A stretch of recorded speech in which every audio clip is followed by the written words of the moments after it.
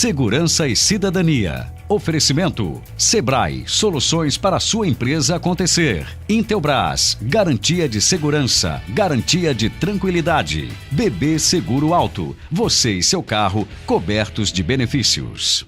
Olá, está no ar o programa Segurança e Cidadania. Confira nossa programação de hoje. Uma reportagem sobre proteção à vida do pedestre, as orientações para um trânsito seguro a pé e na agenda do meio ambiente, veja as dicas para economizar água e as práticas sustentáveis do camping do Rio Vermelho. E ainda uma reportagem sobre os dados da violência doméstica no estado e no país. E uma entrevista com a ativista Maria da Penha. Tudo isso você acompanha agora no Segurança e Cidadania.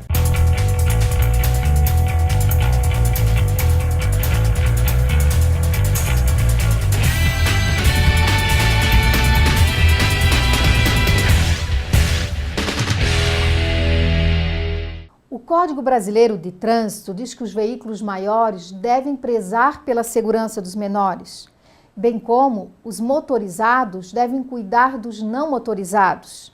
E todos, juntos, devem zelar pela segurança do pedestre. Mas todos têm direitos e deveres a cumprir. Preparamos uma reportagem com algumas dicas importantes para os pedestres se manterem seguros, respeitando as sinalizações e garantindo um bom funcionamento do trânsito.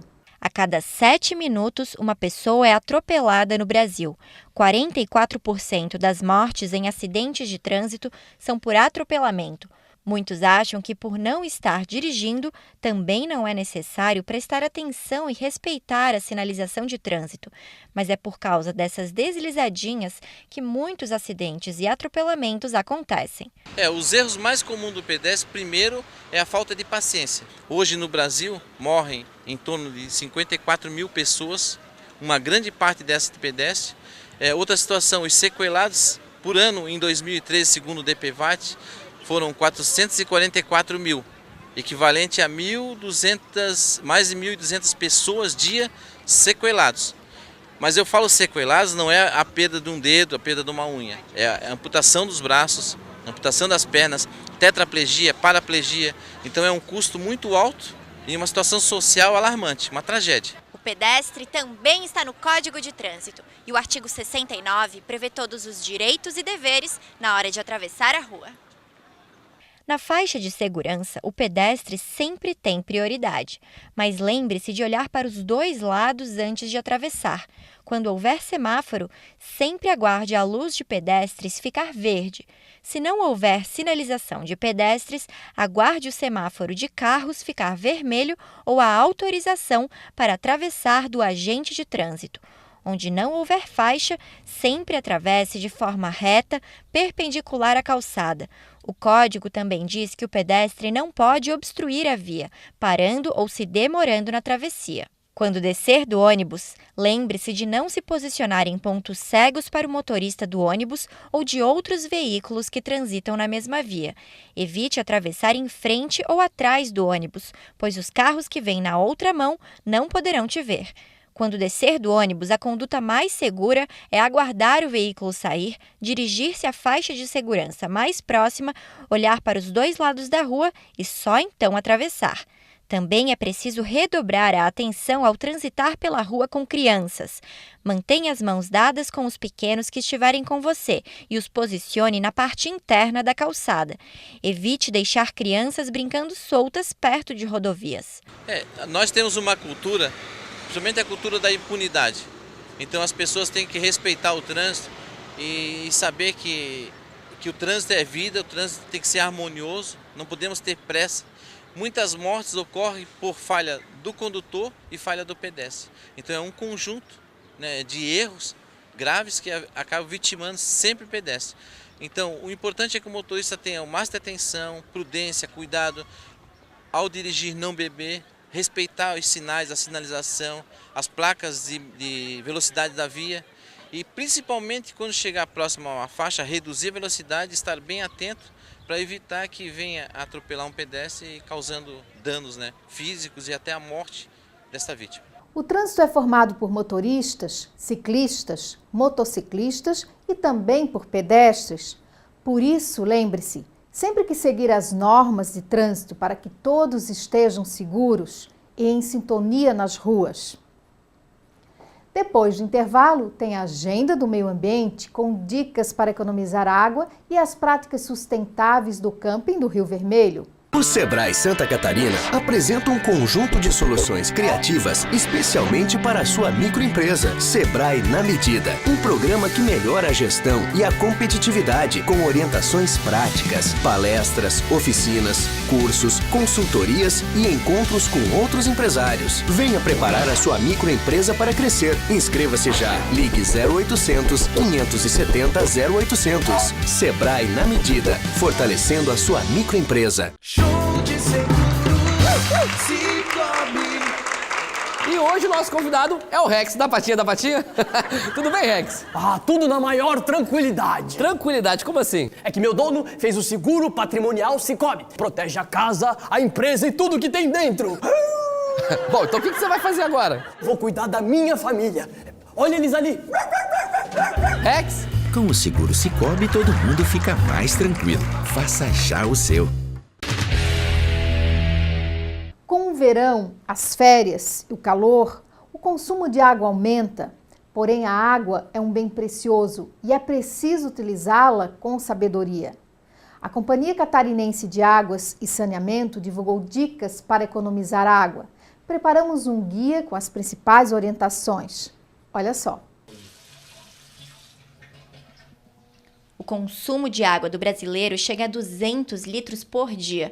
Porém, a Organização das Nações Unidas estima que 110 litros por dia seja o suficiente para atender às necessidades de higiene e de consumo por pessoa. Economizar água é garantir os nossos recursos naturais e reduzir gastos. Para isso, tome banhos rápidos e procure fechar o chuveiro ao se ensaboar. Um banho de chuveiro de 15 minutos consome 135 litros de água. Se o tempo for reduzido para 5 minutos, o consumo cai para 45 litros. Faça o mesmo ao escovar os dentes. Se você levar 5 minutos com a torneira aberta, gasta 12 litros de água. Mas se molhar a escova, fechar a torneira e enxaguar a boca com um copo de água, reduz o consumo em 11 litros e meio. A mesma dica vale ao fazer a barba. 33% do consumo total de água de uma pessoa é desperdiçado em descargas de banheiro. O gasto do acionamento da válvula de descarga por 6 segundos é de 10 a 14 litros. Por isso, evite acionar a descarga à toa. Só ligue a máquina de lavar louças ou de lavar roupas com capacidade total. Ao lavar a louça na pia, procure limpar bem os restos de comida de pratos e panelas com guardanapos, esponja e sabão. Lavar a louça por 15 minutos com a torneira meio aberta gasta até 117 litros de água. Fechando a torneira, a economia é de 40 litros. Na limpeza da casa, calçada e carro, use sempre vassoura, balde e pano. Lavar calçada com mangueira por 15 minutos gasta 279 litros de água. Lavando o carro por 30 minutos, o consumo chega a mais de 500 litros. Utilizando um balde, o gasto passa para 40 litros. Reaproveitar a água usada para lavar a roupa para limpar a calçada é outra dica para economizar. Lembre-se que seu imóvel tem uma capacidade máxima de ocupação e é preciso respeitá-la. Sua reserva também é fundamental para evitar que falte água na sua casa. Se for alugar ou receber muitas visitas, aumente sua reserva. Siga as dicas e passe um verão sem aperto. Nosso estado recebe muitos turistas durante a temporada. Isso significa também mais lixo sendo produzido, certo? No campo do Parque do Rio Vermelho não é assim. Práticas sustentáveis garantem um melhor destino para os resíduos produzidos pelos campistas. E o melhor é que eles podem levar as práticas que aprenderam para as suas vidas. Veja na Agenda do Meio Ambiente de hoje.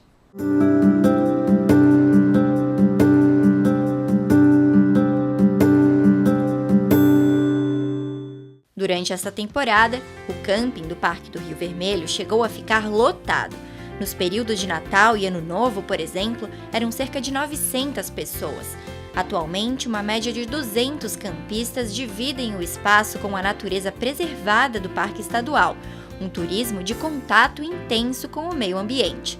É o que a família da Patrícia procura há 6 anos, quando vem todos os verões, e ela percebeu a mudança nas práticas do camping. Sí, me pareció importante, es interesante y es fácil hacerlo, no es algo complicado separar la basura, es no mezclarla. Y sí, crean una conciencia de separar la basura, está bueno. Há cerca de 2 anos, o camping foi revitalizado e passou a adotar práticas para um melhor destino do lixo. Com a separação para a reciclagem e a compostagem dos resíduos orgânicos, o camping reduziu a 10% o volume de resíduos encaminhados para o aterro sanitário. Na verdade, essa foi uma das nossas primeiras preocupações, né? Porque quando a gente chegou aqui, havia apenas um local, né, para as pessoas depositarem seus resíduos, que é muito comum em vários lugares, né, não ter separação dos resíduos. E por causa desse histórico, né, de Sepagro, esse trabalho todo que a gente tem, foi a nossa primeira preocupação em separar, né? Primeiro separar os rejeitos, os recicláveis e os resíduos orgânicos, né? Mas para tudo dar certo, é preciso a ajuda dos campistas. Atividades de educação ambiental e conscientização são realizadas semanalmente, como esta oficina de compostagem que a turista argentina Patrícia participou. Assim como a Miriam, que veio do Paraguai para passar 12 dias com a família no camping. Ela está aprendendo práticas sustentáveis para passar para os filhos e tentar implantar em casa. Asimismo, estou aprendendo a ver como melhorar em minha própria casa e foi muito interessante a classe que dimos aqui. Sí, me llamó mucho la atención que se podía separar las basuras y ahora estamos viendo en que ellos están aprovechando. Além da compostagem e da separação do lixo para reciclagem, o camping ainda tem coleta de óleo de cozinha usado e tem hortas onde é possível utilizar o adubo produzido. Acampar em meio à vegetação do parque, gerar menos resíduos e levar para casa ensinamentos preciosos para adotar as mesmas práticas em casa. Uma experiência de turismo sustentável. Tem todo um trabalho, né, que começa desde a recepção. No momento que a pessoa chega para fazer o cadastro, ela já é orientada sobre a correta separação dos resíduos e também o trabalho de campo, né? Porque nós mesmos participamos, né, da coleta dos resíduos e vamos avaliando, né, os PEVs, que a gente chama, que são os pontos de entrega voluntária, e se tem muita infração, né, que são os lixos misturados, a gente conversa, né, com os campistas que estão no entorno. E tem funcionado muito bem, né? Tem dado muito certo. A gente tenta buscar isso bastante, né? Porque a gente está dentro de uma unidade de conservação e a gente tenta ao máximo mitigar, né, essa questão do turismo dentro da unidade de conservação. E além, né, dessa questão dos resíduos, acontece constantemente oficinas, como por exemplo a oficina de sabão, né, que transforma óleo de cozinha em sabão. E a gente vê muita mudança nas pessoas, né? Muitas pessoas saem daqui falando que vão levar isso para casa, né? Para suas vidas. O Segurança e Cidadania já ensinou a fazer uma composteira de baldes para ter em casa. Vamos relembrar o passo a passo? Você vai precisar de 3 tambores, podem ser de 50 litros ou menores, de 15 litros. O primeiro é a caixa coletora de adubo líquido, que não é chorume. É preciso fazer um furo na tampa que pode ser feito com um ferro quente. Adicione também uma torneirinha para facilitar a retirada do líquido. Os outros 2 baldes são as composteiras. É preciso fazer furinhos não muito grandes em toda a parede do balde, com ferro ou furadeira, e também um furo no fundo e na tampa. Você também vai precisar de palha e serragem ou folhas secas. A palha, né? A gente consegue, assim, na região, assim, quando o pessoal faz varreção, né, e tem muita palha que sobra e a prefeitura guarda essa palha, às vezes usa para algum lugar, né, então a gente pode buscar esses lugares, assim, ter um contato com a prefeitura e conseguir esse material. Serragem a gente pega na madeireira, só que tem que tomar um pouco de cuidado da questão do veneno, porque tem um tratamento que se faz na serragem, né? Então, sempre que for na madeireira, perguntar se a madeira é tratada, se não é. E geralmente a gente pega de serragem de madeireira de demolição, né? Você também vai precisar de algum composto orgânico. O Alexandre recomenda adubo de composteira ou humus de minhoca.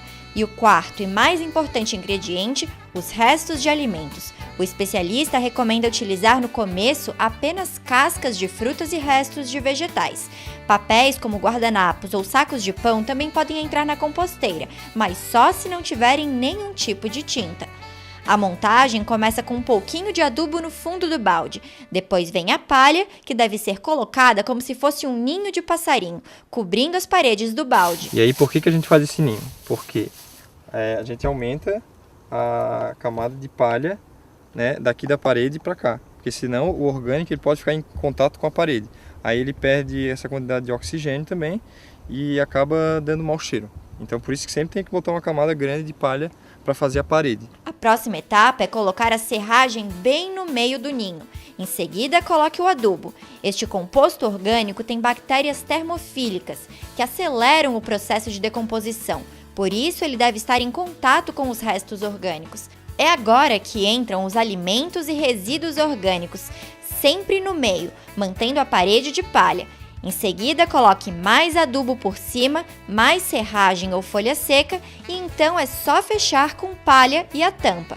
Desse jeito, o processo acontece sem dar cheiro nenhum. O Alexandre recomenda colocar mais resíduos orgânicos com uma frequência de 2 dias por semana. Para isso, é preciso abrir a composteira, tirar a palha de cima, revirar o composto para trazer as bactérias de baixo para cima, colocar mais resíduos orgânicos, revirar uma segunda vez e só então cobrir com serragem e palha. Quando a composteira encher, é hora de começar o terceiro balde.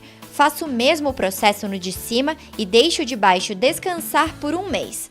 Então você pode despejar o que tiver lá dentro em um outro balde ou no quintal, colocar palha por cima e esperar cerca de 20 dias para finalizar o processo.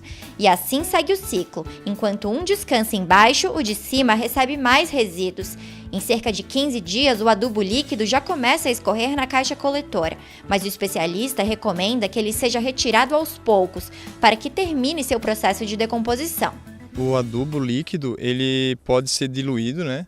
Ele é coletado, tem uma caixa coletora nessa composteira doméstica e depois a gente coleta esse líquido e a gente dilui de 1 para 10, uma diluição de 100 ml para 1 litro de água. Borrifa as plantas e ela vai absorver pela folha.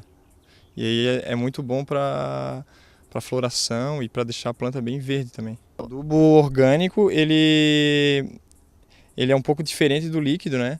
Ele coloca ao redor das plantas e ela vai absorvendo aos poucos, né, esse adubo. Mas ele também tem bastante nutrientes, assim, macronutrientes, micronutrientes e muita quantidade de nitrogênio. E o líquido também, tem muito nitrogênio também. Se você tiver espaço no quintal de casa, também pode tentar esta composteira artesanal. O processo é o mesmo, com a diferença que pode ser feito diretamente no chão de terra. Pode dar trabalho, mas o resultado faz bem para a sua casa, sua família, seu planeta e o melhor, sua consciência. Na última temporada, o camping chegou a produzir 6 toneladas de resíduos orgânicos, tudo revertido em adubo. É com práticas sustentáveis e consciência que podemos conviver em harmonia com o meio ambiente. Depois do intervalo, uma reportagem com dados sobre violência doméstica e uma entrevista com a ativista Maria da Penha. Voltamos já. Dirija mais tranquilo e protegido. Faça um bebê seguro alto. Confira as principais vantagens. Desconto de até 40% na franquia. Guincho grátis. Carro reserva quando você bater ou quando seu carro for consertado por outra seguradora. Assistência para gestante. Reparos residenciais grátis. Indenização integral em até 5 dias úteis. Cobertura para riscos na pintura do seu carro. PB Seguro Alto. Você e seu carro cobertos de benefícios. O Sebrae Santa Catarina apresenta um conjunto de soluções criativas especialmente para a sua microempresa. Sebrae na Medida. Um programa que melhora a gestão e a competitividade com orientações práticas, palestras, oficinas, cursos, consultorias e encontros com outros empresários. Venha preparar a sua microempresa para crescer. Inscreva-se já. Ligue 0800 570 0800. Sebrae na Medida, fortalecendo a sua microempresa. Show de Seguros Cicobi. Olá! E hoje estamos aqui com o Espantalho, tudo bem? Cada vez melhor. Tô de folga e agora posso fazer o que eu quiser. Explica melhor pra gente. É que o patrão fez o seguro agronegócio Cicobi, que protege a propriedade, os equipamentos, a safra contra seca, fogo e vendaval. Bom, se protege tudo isso, o que você vai fazer agora? Sapateado. Taca-lhe pau! Com o seguro Cicobi, todo mundo fica mais tranquilo. Faça já o seu. Nos primeiros 6 meses de 2014, o Ligue 180, Central de Atendimento à Mulher, registrou mais de 30 mil denúncias de violência doméstica. O agressor mais frequente é o marido ou o parceiro da mulher. Dados que mostram a importância de leis como a Maria da Penha.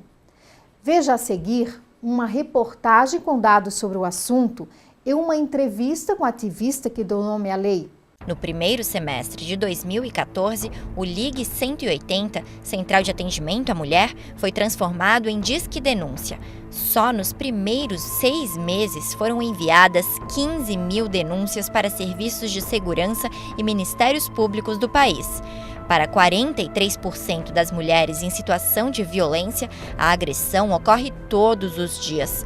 Em 94% dos casos, o agressor é o marido, companheiro ou familiar. Ou seja, a violência começa dentro de casa. Foi o que aconteceu com a biofarmacêutica cearense Maria da Penha. Em 1983, seu então marido tentou matá-la 2 vezes. Numa delas, Maria da Penha levou um tiro nas costas enquanto dormia. Ela ficou paraplégica. O marido foi condenado 2 vezes, mas acabou libertado. Em 2006, depois de mais de 20 anos de luta, foi sancionada a Lei Maria da Penha, que aumenta o rigor das punições de agressões contra a mulher em ambiente domiciliar. Eu fui vítima da violência doméstica numa época em que nem delegacia da mulher existia, foi no ano de 1983. Então, depois que eu fui vítima, eu percebi o quanto a justiça era injusta com as vítimas de violência doméstica. E eu lutei por 19 anos e 6 meses para o meu agressor ser preso. E essa prisão só aconteceu pelas pressões internacionais. Então, eu denunciei o Brasil na OEA e depois da denúncia, né, o Brasil foi responsabilizado, né, pela inoperância do Estado em punir os agressores de mulheres e obrigado a mudar as leis do país. Penha acredita que com o aumento de políticas públicas e leis de proteção à mulher, o número de denúncias também aumentou. Porque as mulheres passaram a confiar nas instituições e a denunciar. Infelizmente, nos municípios menores, essa política pública ainda está a desejar. Então, existe mais assassinatos no local onde a política pública não é efetiva, né? E isso é uma falha do gestor público, que não cria as políticas públicas, né, para que isso deixe de acontecer. 61 mulheres morreram em Santa Catarina vítimas de violência doméstica só no primeiro semestre de 2014. 924 mulheres sofreram tentativas de estupro neste mesmo período. E na maioria dos casos, os agressores são reincidentes. Ele vem batendo, espancando a mulher já há anos, sem ter tomado nenhuma providência no âmbito da polícia ou no âmbito da justiça. Existe uma reiteração criminosa. Então ela apanha. Tem mulheres que apanham há 20 anos e já é crônico. Então é o perfil desse agressor. Ele bate, bate, bate até tomar, entre aspas, um susto. Desde janeiro de 2014, foram registrados cerca de 6 mil boletins de ocorrência de violência doméstica na delegacia de Florianópolis e 1.000 pedidos de medida protetiva foram feitos. Porém, o delegado acredita que os números não reduzem pela cultura da impunidade do Brasil. O autor do crime, ele tem essa certeza que vai ficar impune. Ou, se for punido, vai ficar pouco tempo na cadeia. Então, a prisão aqui, nesses casos, não amedronta. Ele vai praticar o crime, contrata um bom advogado, inventa a sua boa história e, se condenado for, vai ficar pouco tempo. Então, se eu tivesse medo da prisão, certeza que não iria ficar impune, talvez poderia freá-lo, mas o caso aqui é a certeza da impunidade, na minha opinião. No site da Secretaria de Políticas para Mulheres do Governo Federal é possível encontrar mais informações sobre a Lei Maria da Penha, além de um mapa que sinaliza os serviços disponíveis para mulheres em situação de violência de cada estado. Os dados apresentados na reportagem mostram a necessidade de leis e políticas públicas de proteção à mulher, criança, adolescente e idosos. Lembre-se que a central de emergência da Polícia Militar é 190 e a central de atendimento à mulher é 180. O Segurança e Cidadania já está terminando. Contamos com você para fazermos uma semana de muita paz. Obrigada pela sua atenção e até o próximo programa. Segurança e Cidadania. Oferecimento: Sebrae, soluções para a sua empresa acontecer. Intelbras, garantia de segurança, garantia de tranquilidade. BB Seguro Alto, você e seu carro cobertos de benefícios.